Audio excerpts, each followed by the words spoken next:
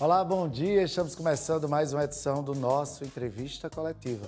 No programa de hoje eu bato um papo com o professor Anderson Leão. Vamos falar aí, saiu o resultado do Enem, o que fazer agora, como avaliar a sua nota. Vamos agora tirar todas essas dúvidas no programa de hoje que está no ar.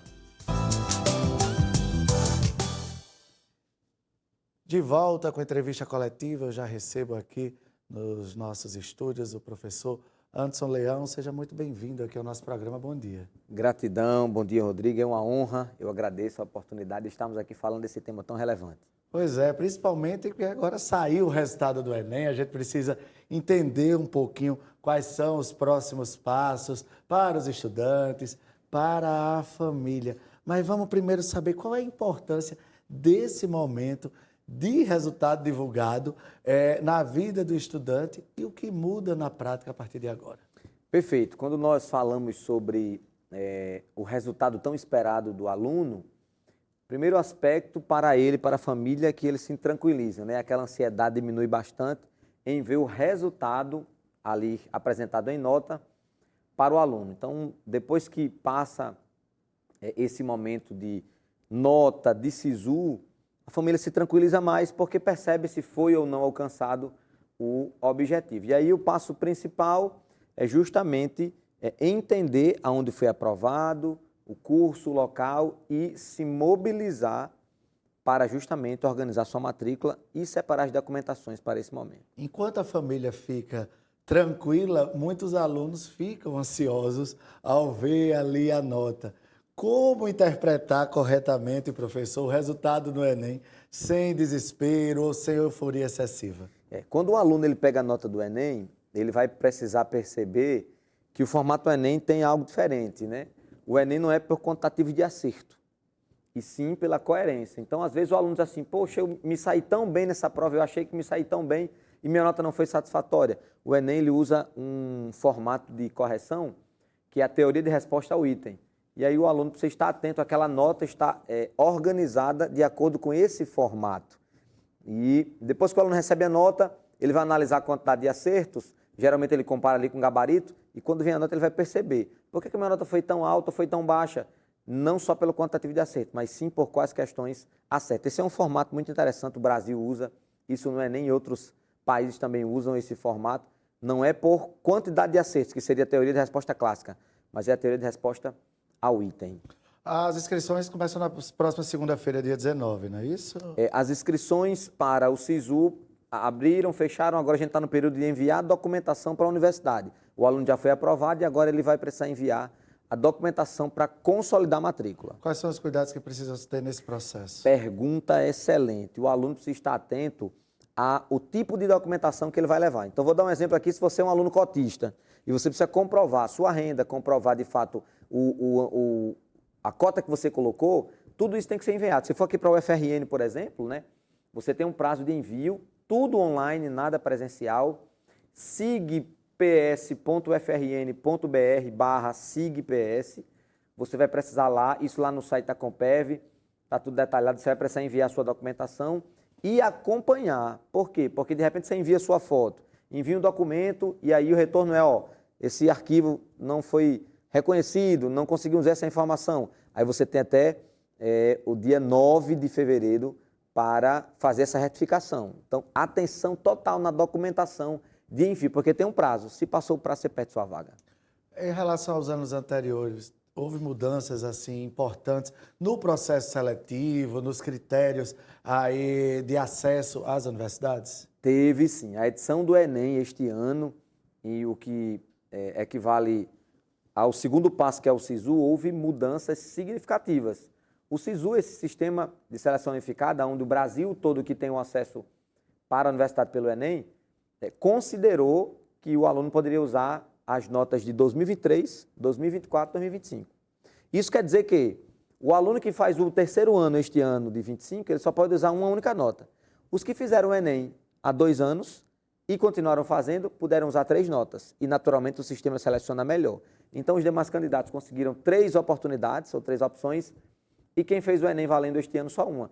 Então, essa mudança impactou muito. As médias, elas foram altíssimas, já eram altas, e agora aumentou muito. Então, o aluno, ele viu uma concorrência muito maior e, naturalmente, esse fenômeno vai significar que a lista de espera das universidades também vai aumentar. Por quê? Porque tem gente que já está graduando, já está no curso, mas viu a oportunidade de colocar a nota, colocou e não vai nem cursar. Colocou para dizer que foi aprovado.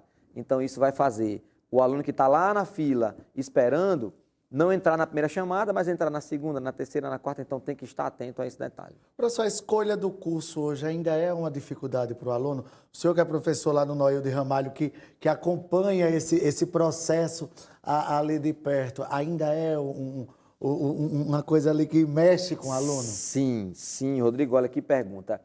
Imagine se nós fôssemos pensar na nossa realidade enquanto estudantes, teve muitas influências para a escolha das nossas profissões, né? E muitos de nós somos impactados por profissões que nós conhecemos, aquilo que nós alcançamos hoje com a tecnologia. Existem um leque muito grande de opções de profissões.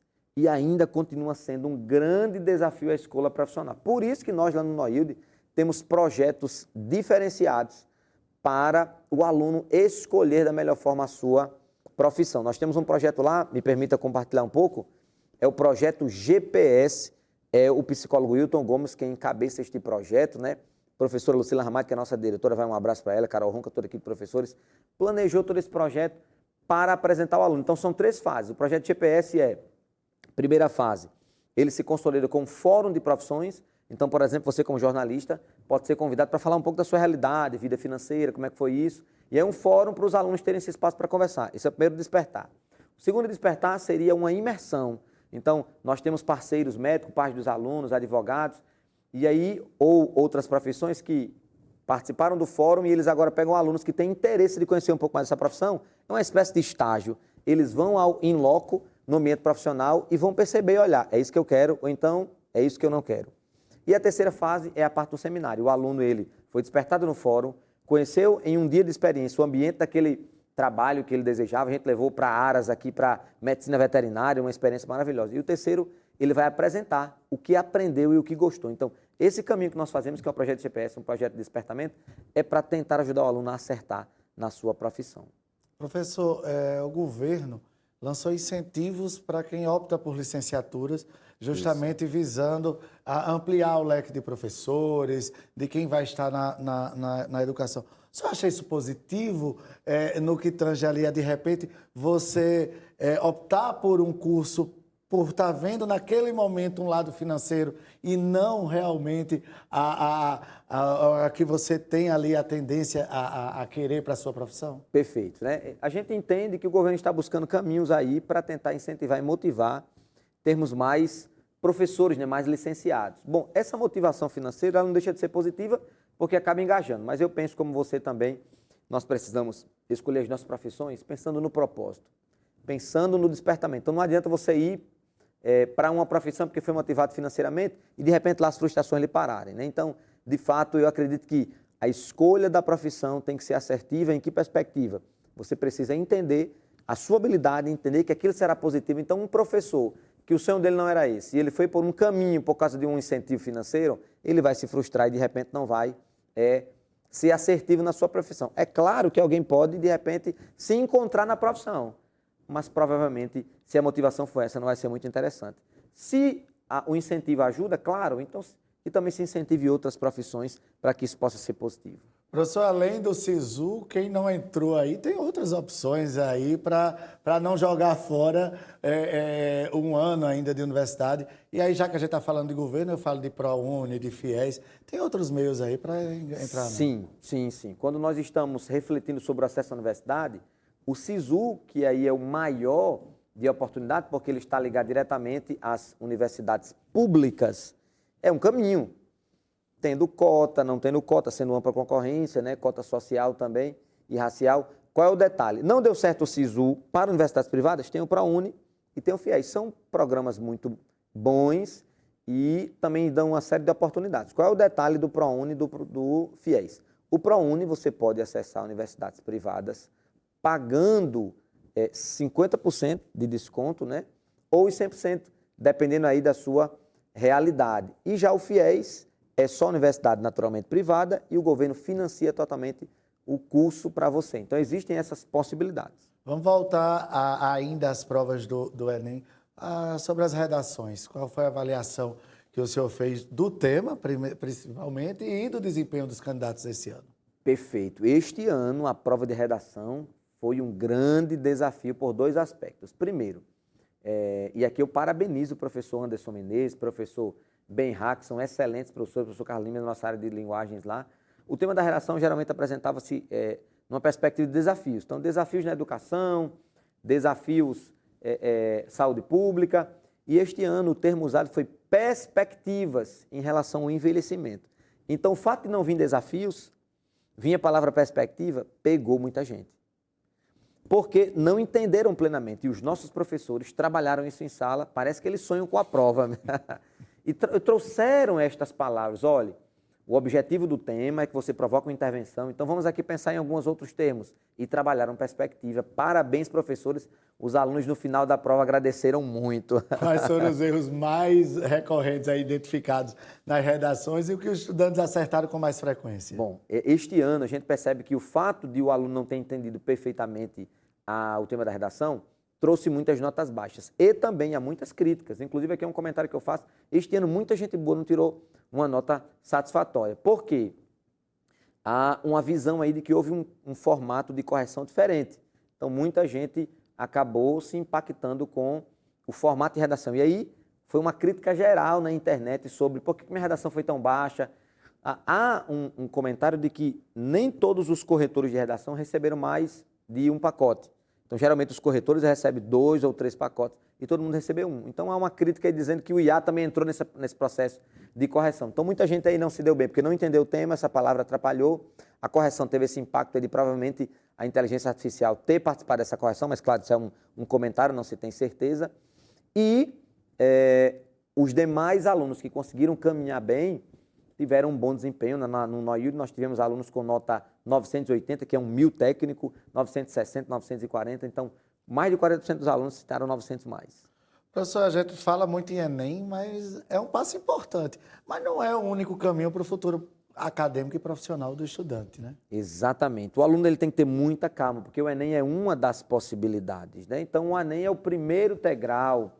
Você precisa também ter paciência, não é... Fiz o Enem hoje, a minha melhor nota, você vai amadurecendo, vai aprendendo, tem que ter muita calma, muita tranquilidade, né? Eu acredito muito que existe o tempo correto, não somente o cronológico, não somente o crono, mas o kairos, o tempo certo, o tempo correto, o tempo de Deus, o momento certo. O aluno ele tem que ter tranquilidade, porque a graduação, ela de fato faz uma diferença na vida de um estudante, de um profissional. Entretanto, existem outros caminhos e o tempo certo para isso acontecer. Professor, para encerrar, qual a orientação que você dá para quem não alcançou a nota esperada no Enem desse ano? Primeira coisa que eu diria para você que ainda não alcançou, o que você deseja, o seu sonho é não se desespere. Fique tranquilo, se acalme, converse com sua família, busque as possibilidades que você deseja em relação a isso. Seria o primeiro processo. Se acalme. O resultado é uma consequência. Se não chegou ainda, se acalme e busque outras possibilidades. E se for permanecer nesse caminho, foco total, não desista, continue estudando, ajuste o seu tempo de estudo e conte com a gente que a gente pode colaborar da melhor forma. Professor, antes eu queria agradecer muito sua paciência aqui de estar esclarecendo essas dúvidas e pedir que o senhor deixe suas redes sociais, quem que tiver aí, querer esclarecer alguma coisa, eu poder lhe achar. Maravilha, muito obrigado. Eu que agradeço a oportunidade. Se você quiser aí mais informações, o cuidado, mentorias e orientação, acesse aí @seja um leão. Meu nome é Anderson Leão, então a gente tem esse Instagram institucional, @seja um leão. Nos procure que vai ser uma honra poder ajudar vocês. Gratidão pela honra de estar aqui nesse programa tão especial. Eu que agradeço, obrigado pela sua participação. Nossa entrevista coletiva vai ficando por aqui, a gente volta na nossa próxima edição. Eu lembro que se você perdeu esse outro programa, está à sua disposição no nosso canal da Band no YouTube. Segue, compartilha, ativa o sininho, a gente se encontra também no virtual. Tchau, tchau.